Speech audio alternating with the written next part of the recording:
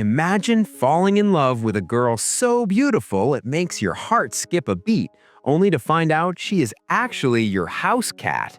Yo, Manga Offload here, and today we're diving into this strange but pure love story. And with that said, let's get into it. The manga opens with a stunning colored panel of a funeral. In the middle of the downpour, our MC, Nishikiori Koutarou, is seen staring at a girl standing all alone in the rain. He doesn't know a thing about her. All he knows is that she's wearing a Josei high school uniform. As the camera zooms in, we see she's in tears. Their eyes lock, and at that very moment, Koutarou is hit with a bolt of lightning. It was love at first sight. Fast forward to Josei High School. Koutarou is desperately scrolling through student photos, trying to find his mystery girl. Suddenly, he's approached by Hikari, a beautiful girl with, let's just say, huge melons. She asks if they can head home, and Koutarou is momentarily hypnotized by her assets. Later, on the walk back, Koutarou tells Hikari he's skipping dinner at her place. She's like, "Why? We're childhood friends." But Koutarou admits he feels awkward eating there every single day. Hikari reminds him his mom is worried about him living alone, but Koutarou just gets annoyed, grumbling that his mom shouldn't have dumped him for work in the first place. Hikari changes the topic and asks if he's had any luck finding the one. Koutarou sighs, no luck. Hikari reveals she's been a total wingman. She searched the entire school every day for a month and checked the yearbook so many times it's literally falling apart and still nothing. She starts to wonder if the girl even goes to their school. Koutarou insists she does. Hikari asks, does she have long hair? Koutarou describes her perfectly, long, wavy black hair flowing down to her waist. Hikari touches her own hair and mumbles that maybe she should grow hers out too. Koutarou, totally oblivious, tells her her current hair suits her perfectly. Hikari turns bright red, calls him an idiot, and stomps away flustered. Meanwhile, a black cat is watching them from the trees. At the house, Koutarou is blasted with confetti. Hikari and her mom have thrown him a surprise party. Hikari wishes him a happy 16th birthday. Koutarou is genuinely confused. He'd totally forgotten it was his birthday, since there was no one at home to celebrate with. After the meal, Hikari sees him off. At the door, Koutarou spots their cat, Kuro, the same one from the tree. Koutarou welcomes her back, wondering if she's been wandering. Hikari asks how old Kuro is. Koutarou guesses 14 or 15, but Hikari drops a bombshell. Her mom said Kuro was around before Hikari was even born. Koutarou wonders how old she actually is. Hikari mentions Kuro's tail might split into two soon, sparking a massive yap session about the Nekomata legend. She warns him to be kind because black cats are gods of fortune, not evil spirits. She explains that the bad luck thing is just a Western superstition. In Japan, they were believed to cure lovesickness and tuberculosis, and even the writer Natsume Soseki found success after protecting one. Koutarou is stunned by her knowledge, but Hikari admits she learned it from her dad, an associate professor in folklore. Her parting warning, cats hold grudges. If you kill one, it'll return to curse you. She laughs and leaves Koutarou alone with Kuro. Suddenly, a voice whispers, "Why won't you make a pact?" Koutarou spins around, confused. Then, "Why won't you form a bond?" He turns to Kuro and the cat starts talking. She calls Hikari's feelings obvious and calls Koutarou a fool for not noticing her bold approach. She yells that he should form a pact so she can curse the 7th generation. Koutarou stumbles onto the floor, questioning his sanity. Kuro asks if he can hear her voice clearly. He says yes. Kuro lunges at him, smiling because he's finally 16, the official 6th generation of the Nishikiori family. Koutarou is confused, so Kuro explains she's been haunting his house for 150 years as a curse god. She says she has a more dignified name, but she's used to Kuro now. Koutarou tries to play with her like a normal cat, but she screams for him to be silent. She explains the tragic lore. She was originally a god of fortune until one of Kotaro's ancestors killed her. To return to her original form, she has to curse 7 generations. Koutarou is number 6. If she can curse Kotaro's child, she's finally free. She starts pressuring him to hurry up and have a baby. Koutarou tells her to chill. He won't have a kid with someone he doesn't love. Kuro asks if he has a crush, and Koutarou admits he does. Kuro gets all excited, asking for a name and address, but Koutarou knows nothing. He tells her the story. A year ago, at his grandpa's funeral, he saw a girl in the rain. When their eyes met, it felt like lightning ran through his whole body. He wonders if it was love at first sight. He mentions she was wearing a Josai uniform, and Kuro loses it. She's enraged. She screams about how hard she's worked for 150 years and starts glowing. Suddenly, boom, an explosion of light blinds Koutarou, and when it clears, Kuro has transformed into a beautiful, butt-naked girl. She's so mad she forgot to generate clothes, but she doesn't care. She threatens to rip him to shreds, but Koutarou just stands there, silent and shocked. Then he drops the ultimate bomb. "I like you. Please marry me." Kuro is stunned and furious. Koutarou is flustered, telling her to at least put some clothes on. As he goes to find a cover, Kuro finally connects the dots. The long hair, the funeral, the uniform, the girl he fell in love with was her. She freaks out, crying that she can't give birth to a human, and she'll be a curse god forever. Koutarou doesn't flinch. He tells her he doesn't mind not having kids, he just wants to stay with her. Kuro asks if he's even listening. Panic-stricken, she morphs back into a cat. She declares that since black cats are also gods of matchmaking, she will find him the perfect bride herself. Koutarou insists he's fine with her, but Kuro tries to ignore him. The chapter ends with Koutarou begging her to go back to her human form because he prefers it, but she gives him an aggressive no. The next chapter kicks off with Kuro on a secret mission. She's spying on Hikari, the childhood friend, and she's being very thorough, noting down Hikari's feminine attributes, specifically her melons and her behind. Kuro dubs her the #1 candidate to bear Kotaro's child so she can finish her curse. There's just one problem: Koutarou himself. Over at Kotaro's place, our boy has just woken up. He heads to his grandpa's altar to give his morning greetings, but he's interrupted by a meow. It's Kuro. She climbs onto his lap, internally monologuing about how close she is to finally becoming a god of fortune again once she curses his future kid. She tells him she's sleepy and heading to bed, but when Koutarou asks where she was all night, she pulls the "it's a secret" card. As she sits there thinking about how close they are, the memory of his sudden confession from the last chapter hits her like a truck. She gets so flustered that she actually attacks him, making Koutarou scream in pain. Kuro yells that she has no idea what he was thinking with that proposal, but Koutarou just snaps back that that's his line. Eventually, she settles back onto his lap, grumbling. Later, Koutarou watches Kuro eating cat food and asks if it actually tastes good. She admits it does, only when she's in cat form. This makes Koutarou curious. Does her sense of taste change when she's a human? Before he can even finish the sentence, she confirms she obviously eats human food too. When he asks what she likes, her answer is immediate: tamagoyaki. Koutarou offers to make some, and suddenly, poof, she transforms into her human form, and yep, she's butt naked as usual. She tries to act cool, denying that she only turned human for the food, while Koutarou is flustered as hell. He's trying his best not to look while telling her to put some clothes on. After a brief, awkward glance between them, he asks the most important question: sweet or salty? Kuro's face brightens up as she jumps for joy, shouting, "The sweet one!" Koutarou is literally trying to hide his boner while begging her to go get dressed. Scene cuts to a fresh plate of tamagoyaki. Kuro, now thankfully wearing clothes, takes a bite and her eyes immediately sparkle. She says it tastes exactly like Yasuke's.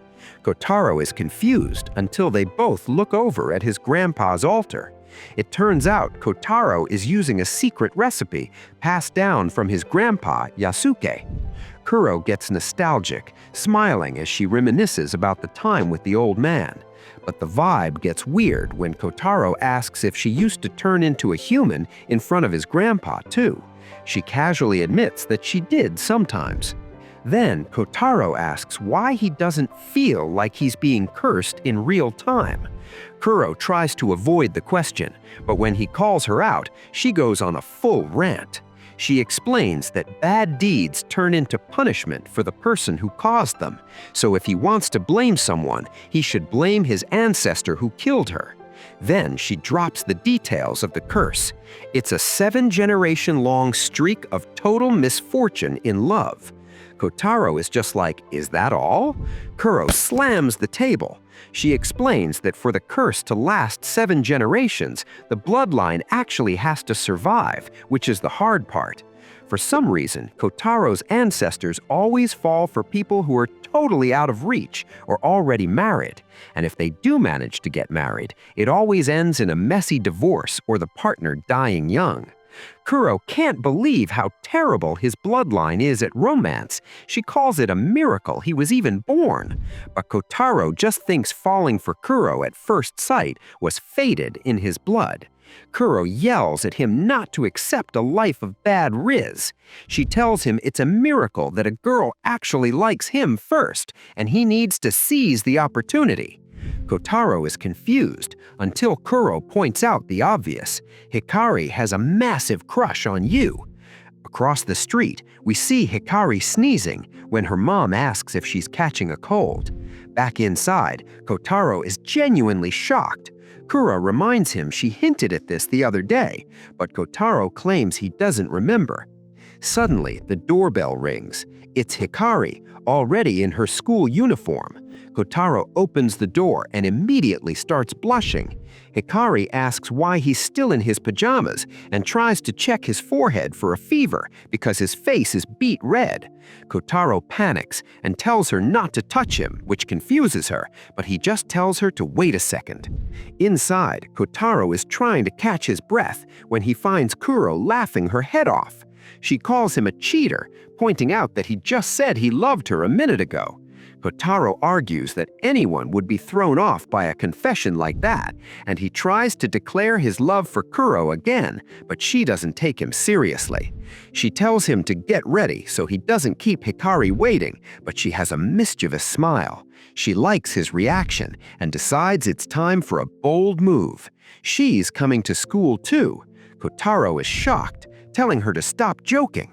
But Kuro insists that as a god, she has to monitor his daily life. Plus, she wants to see the school again. Koutarou asks if she's been there before, and she reveals her grandpa used to take her there all the time. Kuro drops a massive bombshell on Koutarou. She tells him that his grandpa wasn't just some old guy, he was actually the school chairman back in the day. Koutarou is absolutely floored, completely caught off guard by the info. Kuro is actually surprised he'd never heard of it before. Seeing an opening, Kuro begs Koutarou to take her to school with him, but Koutarou isn't having it and gives her a flat-out no. Kuro pouts, calling him stingy as he leaves her behind.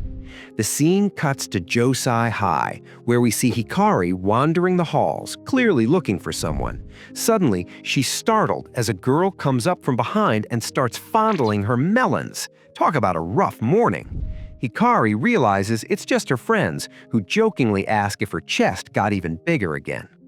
Hikari brushes it off and asks if they've seen Koutarou around.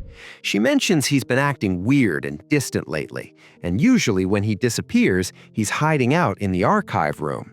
One of her friends asks if he's still on the hunt for that mystery girl he has a crush on. Hikari is shocked. How did they know about that? Her friends just laugh. Apparently everyone knows because Koutarou is terrible at hiding it. But they give her some news. They haven't seen him in the archive room at all lately. Hikari wonders why, and her friends think he's finally given up. They tell Hikari straight up, "This is your big chance." Hikari gets flustered immediately, and her friends start teasing her mercilessly. She tries to play it cool, insisting she doesn't feel that way about Koutarou, but when her friends push her to explain what exactly she does feel, Koutarou appears out of nowhere. Hikari jumps, totally flustered, and asks where he's been, telling him she's been looking for him. Koutarou apologizes and asks if she needs something. Hikari backtracks, saying it wasn't anything important. Internally, it's a total disaster. Hikari is blaming her friends for making her feel so flustered, and Koutarou is internally blaming Kuro for his own awkwardness. The whole vibe is just pure, uncomfortable silence. But while they're standing there in an awkward stalemate, the scene shifts elsewhere in the school. A few students spot a cat casually walking through the hallway. It's Kuro. She monologues to herself that even if Koutarou says no, she's a god. She's coming to school anyway. The chapter begins with Kuro stealthily prowling along the school halls. She knows for a fact that Koutarou will be absolutely mad if he finds out she's here. Her plan? Observe the situation without getting caught and then head straight home. She stops to glaze her own plan for a bit, feeling pretty proud of herself, before heading towards the first-year classroom. Meanwhile, inside the male restroom, someone is Googling, or should I say, Geegling, the Josai High School chairman. We see that Kotarou's grandpa, Nishikori Yasuke, was once the big boss of the school. Koutarou is staring at his phone, unable to believe his grandpa held such a high position. Suddenly, he notices a black cat in the photo of his grandpa. He reads an article describing how his grandpa was known as an unparalleled cat lover, and since he always brought a black pet cat to his office, everyone called him the Black Cat Chairman. Koutarou realizes right then that cat is definitely Kuro. As he steps out of the restroom, Koutarou decides it's best to keep his grandpa's identity as the former chairman a secret. He doesn't want people thinking he got into the school through connections. But just then, he and Kuro make eye contact. Kuro begins to sweat buckets, while Koutarou just looks at her in total shock. He chases after her as she bolts, telling her to stop running, but she ignores her and dives into a room. Koutarou shouts that he told her not to come, but things go south fast. He accidentally bursts into a room of girls changing their clothes. He gets flustered as hell and immediately hauls tail out of there. The girls call him a pervert, while Hikari just looks on in total confusion. Yeah, maybe next time they'll lock the door before getting changed. Back with Koutarou, a teacher warns him not to run in the hall. Koutarou tries to explain himself, but stops when he realizes he almost mentioned Kuro. The teacher tells him to get to class, while Kuro watches from a distance. Kuro thinks about how bad the situation is, to think she'd get spotted before even finding Hikari, but she's happy she at least got to observe Hikari's behavior like she planned. Just then, a pleasant smell wafts from the school cafeteria kitchen. Kuro spots some tamagoyaki, and her face lights up. A school chef catches her red-handed trying to steal some and calls her a thief as Kuro runs away with the goods. Outside, some girls are playing baseball. Kuro, on the other hand, is just pissed off that the woman called her a thief. She states that the moment a god desired the tamagoyaki, it already belonged to her. She looks at the food and morphs into her human form, wearing a school uniform this time. She takes a sniff of the nice aroma and concludes she was right. She needs a human form to eat human food. But just when she's about to take a bite, someone shouts, "Watch out!" Suddenly, out of nowhere, a baseball howls towards Kuro and knocks her out cold. Later, Kuro wakes up on a medical bed with her head still hurting. A nurse walks in and asks if she's feeling all right. Kuro tries to ask where she is, and the nurse explains she's in the nurse's office after getting hit by a baseball during PE. Kuro says she could see the ball right up to the last second, and if it had hit anyone else, it could have been fatal. The nurse compliments her crazy reflexes. Just then, Hikari approaches them, looking nervous and tensed up. Kuro is shocked. Suddenly, Hikari apologizes. The nurse explains that Hikari is the one responsible for Kuro's condition. Kuro notices Hikari's nervous expression and tells her, "I won't forgive you." Hikari nearly starts crying, but Kuro reveals she's just messing with her and forgives her. But in exchange, Kuro wants her to treat her to some tamagoyaki at the cafeteria. Hikari looks confused, making Kuro think she doesn't want to do it, but Hikari says it's not that at all. She asks if that's all Kuro wants. Kuro says yes, and Hikari lights up, telling her she'll be happy to treat her. Kuro tells her there's no need for formal speech and says it's nice to meet you. Hikari says the same. Internally, Kuro thinks if she gets close to Hikari, she'll be able to gather info without even lifting a finger. Suddenly, Hikari introduces herself and asks Kuro for name. Kuro is shocked. She didn't prepare for a sudden introduction. She panics and introduces herself as Kurumi Nishikori, a first year, but says she can call her Kuro. Hikari is shocked by the name and excitedly says she has a childhood friend with the exact same last name and even a cat named Kuro. Kuro laughs nervously, calling it a coincidence. Then Hikari asks what class she's in.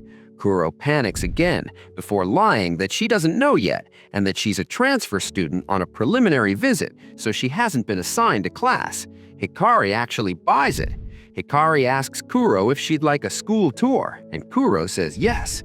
The duo walks around the school hall. As Hikari shows her around, Kuro thinks she's secured the perfect position for observing her to see if she's worthy of becoming the mother of the 7th generation.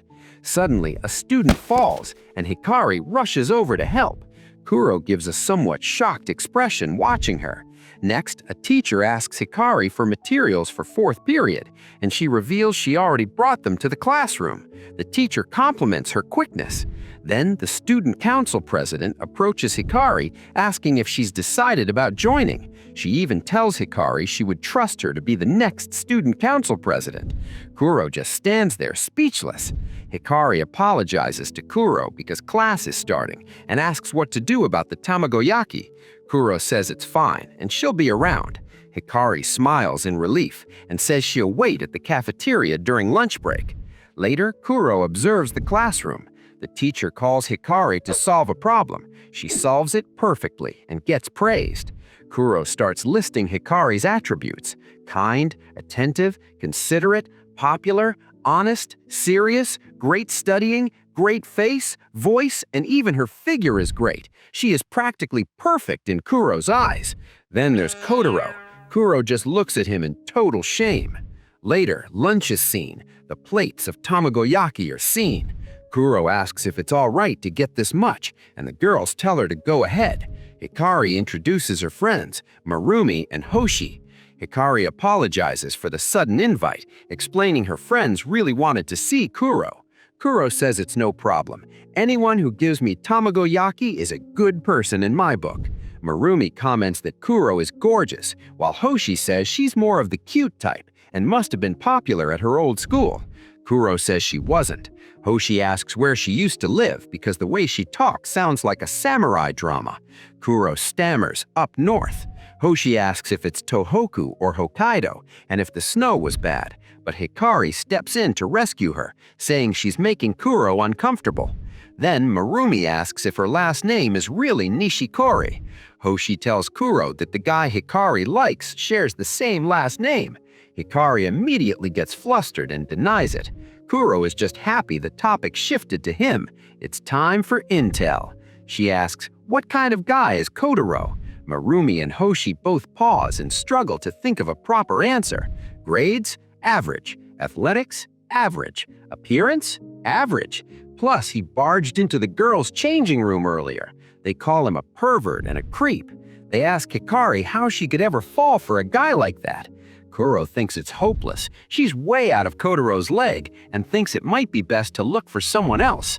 But then Hikari asks, does there really need to be a reason for falling in love with someone? Everyone is left speechless. Kuro gets a flashback of herself telling someone not to run away. Kuro is angry and asks the person why they should be the one to give up. The unknown person tells her the man she's in love with carries the future of the nation on his back, and their statuses are worlds apart.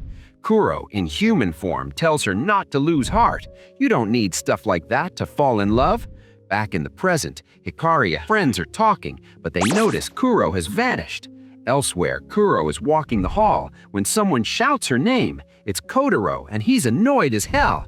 He shouts at Kuro, reminding her not to come and asking why she's in human form. But he stops. Kuro is crying. It turns out she's crying because what Hikari said was originally her line. She scolds herself for nearly giving up and nearly degrading herself into a curse god down to the very marrow of her bones. Koutarou asks if she's crying, but she tells him to shut up. Suddenly, she makes up her mind. I will make Hikari's love come true. Koutarou is confused, but Kuro rants about them getting married and having the seventh hair so she can become a proper god of fortune. She calls herself a genius. Koutarou shouts in confusion, telling her not to decide that on her own and reminding her that she is the one he loves. But Kuro ignores him, turns back into a cat and runs away. That night, Hikari is in her room when she hears a noise at the window. It's Kuro. She lets the cat in and lets her lay on her lap. Hikari tells Kuro she met someone with her name today and she was super cute and nice, but she disappeared and Hikari wonders if she upset her. Kuro is just thinking about how soft Hikari's thighs are. Hikari hopes they can be friends and Kuro internally agrees. Meanwhile, Koutarou is home alone, calling Kuro a delinquent cat. He's exhausted. He recalls Kuro's vow and blushes, saying, "It's not that simple." The chapter ends with Kuro looking forward to the day Hikari and Koutarou give birth to a successor she can destroy. The next chapter begins with the first-year students of Class A in a frenzy, gossiping about how cute the new student standing in front of them is. Some of the guys are absolutely gushing over her. Koutarou, on the other hand, just sits there flustered as the teacher introduces the new transfer student. And lo and behold, it's Kuro. She immediately ignores everyone, runs straight toward Hikari, and hugs her, apologizing for keeping her waiting. A student asks if they know each other, and Hikari confirms yes, they are friends. Koutarou just looks confused as hell. Hikari's friends greet Kuro and ask if she remembers them. Kuro says of course she does, and identifies them as Hikari's friend 1 and friend 2. Ouch, that has to be awkward. Kuro takes a glance at Koutarou and smiles. Meanwhile, Koutarou just wonders how things turned out this way. He really didn't expect the remark Kuro made a week ago to become reality. We move to a week ago at Kotaro's house. We see Kuro stating that she's transferring to Kotaro's school. Koutarou is surprised by the sudden declaration. Kuro tells him that she's been thinking about it for some time and asks him if she can. He flat out says no. Kuro, enraged, asks him why. Koutarou moves closer to her and hits her with facts. Do you know what transferring schools means? You aren't even enrolled in any school. You aren't a student, and more importantly, you aren't human. Honestly, it's impossible for her to do so. Kuro, angered by his statement of obvious facts, attacks him. Koutarou screams in pain and asks her why she did that, but Kuro just shouts at him to shut up and states that she absolutely must get into his school no matter what. Koutarou tells her she's not making any sense and demands a reason, but Kuro just tells him to let her go already. As the two keep talking, a woman walks in. She comments on how Koutarou is talking to Kuro the cat. She congratulates Koutarou for turning 16 and officially becoming recognized as the 6th head of the Nishikiori family. Koutarou turns around and identifies the woman as his mom. Meanwhile, Kuro gets scared and runs away. Kotaro's mom grabs Kuro and crushes her with affection. Kuro screams for her to let go. Afterwards, we see Kuro hiding behind Koutarou. His mom asks Kuro why she's hiding and tells her to come over, but Kuro refuses. Koutarou recalls how Kuro has always been kind of bad with his mom, since spoiling cats too much is a textbook case of getting hated by the cat. Koutarou asks his mom why she suddenly decided to come home and asks about his dad. She tells him his dad is okay and it's just her that came because she has a little business to take care of. Koutarou asks what business she's talking about, She reaches into her bag and brings out a card that shows she's the chairwoman of Josai High School. Koutarou reads it and shouts in shock. His mom tells him that she got appointed at the board meeting today. Kuro asks if that was the same role Yasuke had. She says yes, and since the Nishikiori family are technically the founders, it can't be helped. Koutarou suddenly realizes something and asks his mom how she's able to talk to Kuro while she's in her cat form. His mom says it's because she's the fifth head of the Nishikiori family, and his father is just a guy who married in. Koutarou is surprised. He didn't think it was possible for the direct heir to be a woman, too. Kuro states that the very first head was a woman. Kotaro's mom asks him if he would like to know how she and his dad met, but Koutarou doesn't have time for a yap session, which makes her sad. Kuro states that she had a rough time with the fifth generation and talks about how troublesome this 7 generations of terrible luck in love is. Kotaro's mom apologizes for causing Kuro trouble. Suddenly, she realizes something and asks Koutarou if he has found someone he likes. She presses on, bombarding him with questions. Is she cute? Where does she live? What kind of girl is she? Koutarou says it doesn't matter, but his mom says otherwise and tells him it does matter since she might be the future bride of the Nishikiori family. Koutarou, overwhelmed, takes a glance at Kuro. He tells his mom it's someone she knows well. She lives close by, plus they've been together since they were kids. His mom gives a cheeky laugh and says she's figured it out. She confidently states, "It's Hikari, isn't it?" Koutarou is shocked. His mom tells him it's great and that she'll cheer him on. Koutarou is seriously confused on why she thinks it's Hikari. His mom reminds him that Hikari was his first love. Kuro hears this and asks her, "What did you say?" His mom just goes on a rant about how Koutarou was head over heels for Hikari the moment they met and recalls how he once said, "When I grow up, I'll marry Hikari." Koutarou states that he said that before he even started elementary school. Koutarou, tired of hopelessly explaining himself, decides to head to his room. His mom asks Kuro if she guessed wrong. Later, his mom is seen laughing her ass off at the fact that Kuro is the girl Koutarou likes. Kuro tells her it's not a laughing matter, and she apologizes. Kuro then asks her if what she said earlier was true. She says yes, Hikari was Kotarou's first love, but she doesn't know how Hikari feels about it. Kuro tells her that she's sure Hikari likes Koutarou. Kuro states that if she's going to curse someone anyway, she wants it to be Hikari's child, and that's why she wanted a situation where she could watch over them all the time. Kotarou's mom now understands why they were yelling about transferring earlier. Kuro remembers when Hikari was talking about the girl she met that had the same name as her, and how she wished they'd meet again and hoped they can become friends. Back to Kuro, she states that Hikari is her precious friend. Kotarou's mom suddenly cuddles Kuro, calling her cute and brave. Kuro demands she let go of her. Kotarou's mom, Sumiko, assures Kuro that she got her covered. Kuro doesn't believe she can be of help, but Kotarou's mom proudly flaunts her new chairwoman card and asks Kuro, "Who do you think I am?" Back to the present, it's closing hours. Hikari asks Kuro where she lives, and she just points and says that way. Hikari tells her she goes the same direction and says they should walk home together. Hikari introduces Koutarou as the guy she said shares the same surname as Kuro. Kuro pretends not to know and introduces herself. Koutarou realizes this is definitely his mom's doing. As the trio walks home, Koutarou just wonders what his mom is thinking and worries that if word gets out, there would be a huge problem. He looks at Kuro and gets flustered. He realizes he's walking home with the girl he fell in love with at first sight, the girl whom he's been desperately looking for. He never imagined a future like this, not even in his wildest dreams. He can't help but think about how cute Kuro is. Suddenly, a gust of wind comes by. Whoosh! It blows Kuro's skirt up, revealing that she's been going commando this whole time.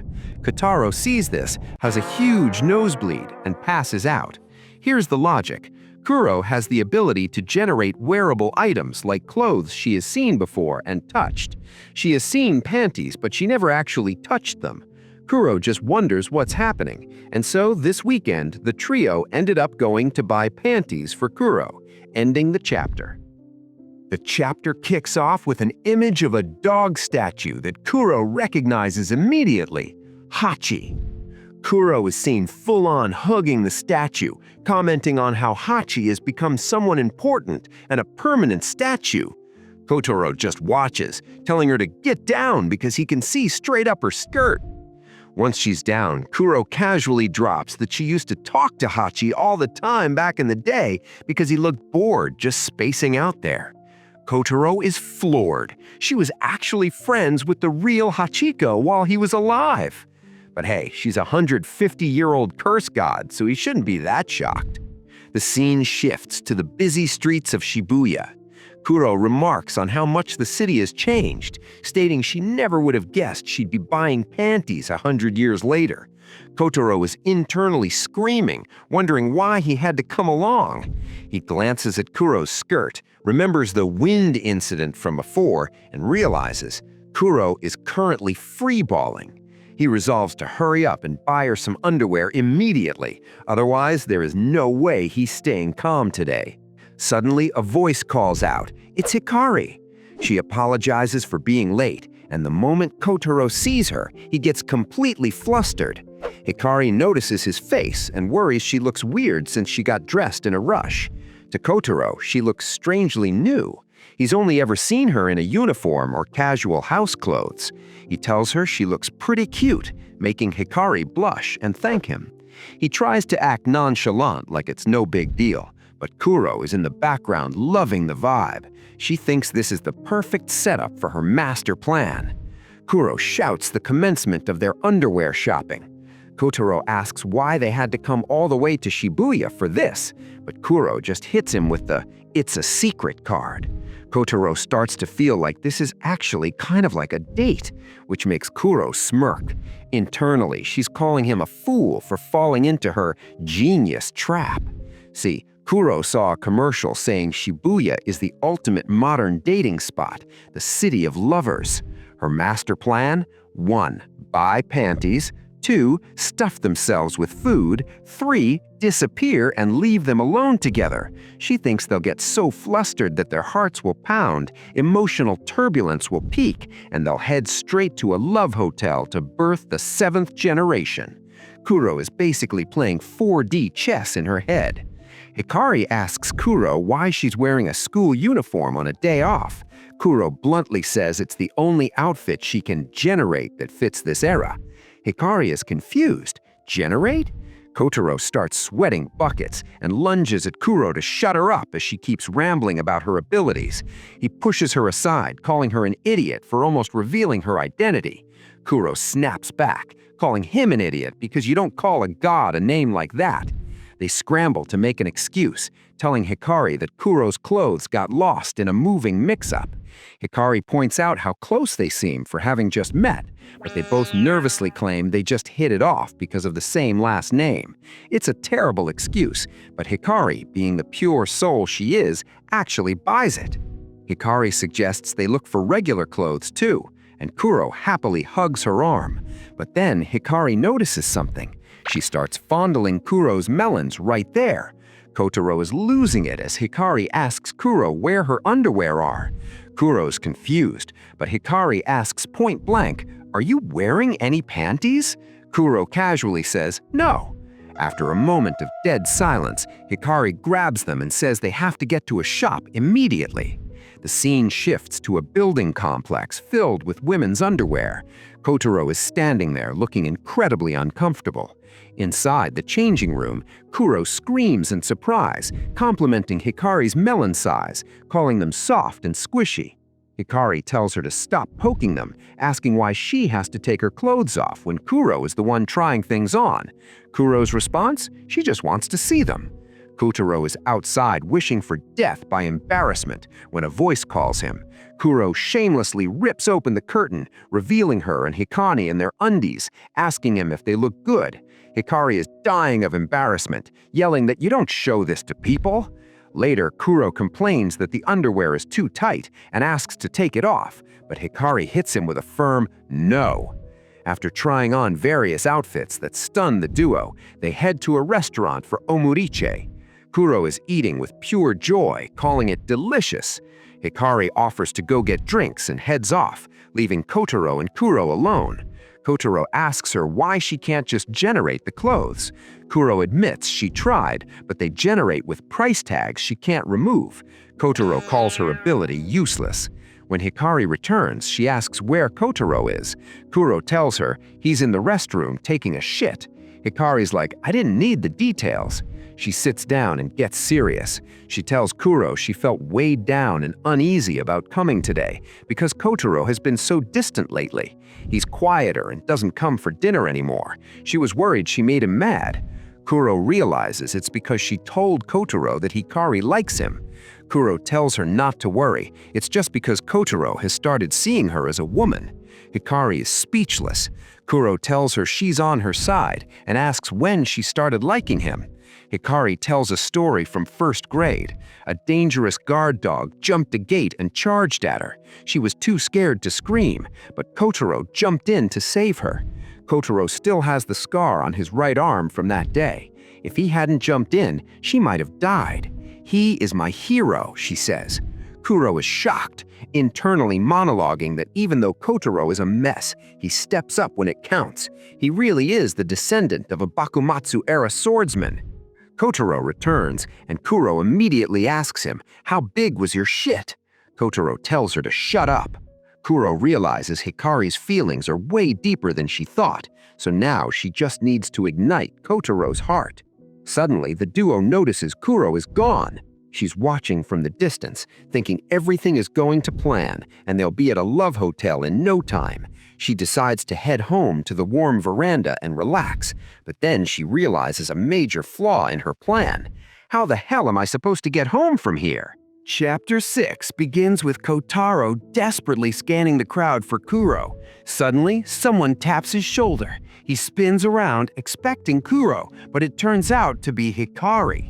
She immediately points out that he called Kuro without any honorifics. Koutarou freezes. He realizes he talked without thinking, but luckily, Hikari assumes he just mixed up Kuro the girl with Kuro the cat. Koutarou is confused, but just goes along with it, thankful she bought the excuse. Hikari recalls Kuro saying she didn't have a phone. Koutarou is puzzled for a second, then instantly remembers something. He screams, startling Hikari. He stammers that he forgot something at the restaurant and needs to go back quickly. Hikari tries to come with him, but he stops her, telling her to watch the bags and wait in front of Hachiko. Hikari agrees, and Koutarou dashes off.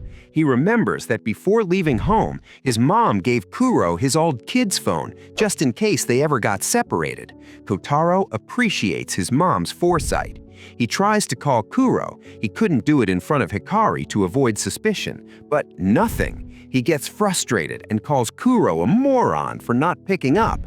Elsewhere, Kuro is running around desperately looking for the train station. Then she realizes, even if she found it, she wouldn't know what train to ride or where to go. Frustrated, she realizes she has no choice but to find Koutarou and Hikari first, which is a huge pain in the rear since it's double the work. Suddenly, a random guy approaches her asking if she's alone. Kuro, seriously pissed off, asks him what he wants. The guy gets scared and apologizes. As she walks, more guys show up trying to flirt with her. Kuro wonders if this only happens to her. She finds it annoying, but knows if she ignores them, they'll go away.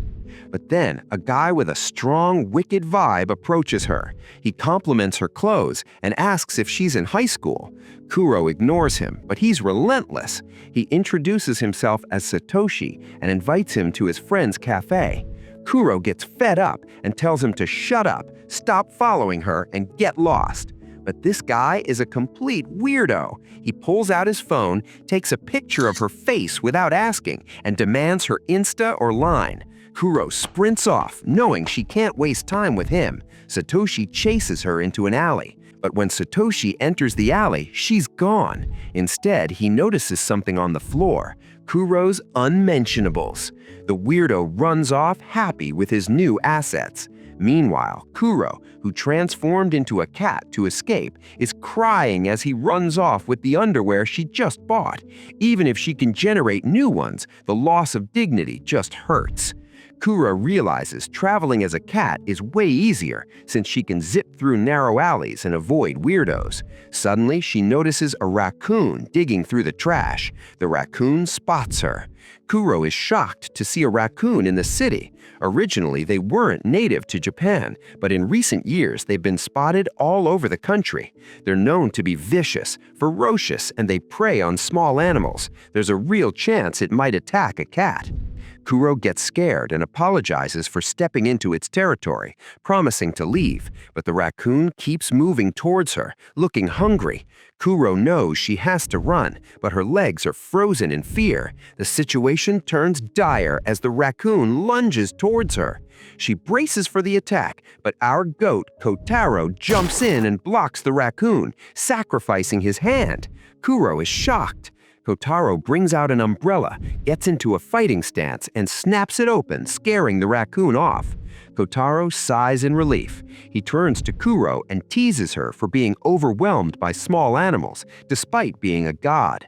Kuro snaps back that she did it on purpose because bullying the weak would be childish for a god. Koutarou suddenly touches Kuro's head. He smiles and says he's just glad she didn't get hurt, asking her not to disappear like that again so he doesn't have to worry.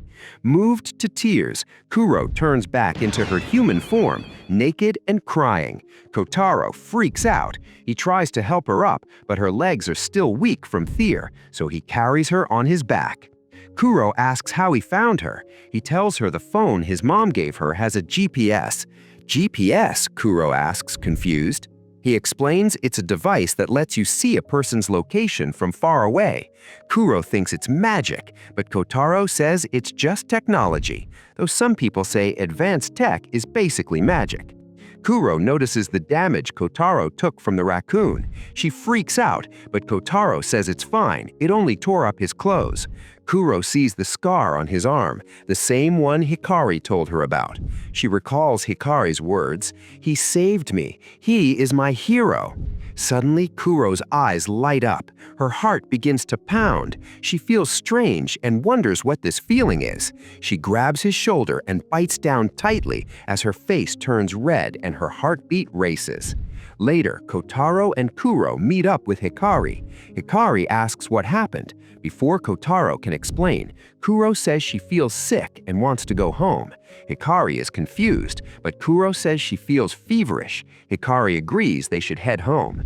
Koutarou apologizes for leaving Hikari with the bags. She says it's fine. Then Koutarou tells Kuro not to cling to him so much. Hikari watches them and feels anxious, but she scolds herself for feeling jealous when Kuro is clearly having a hard time.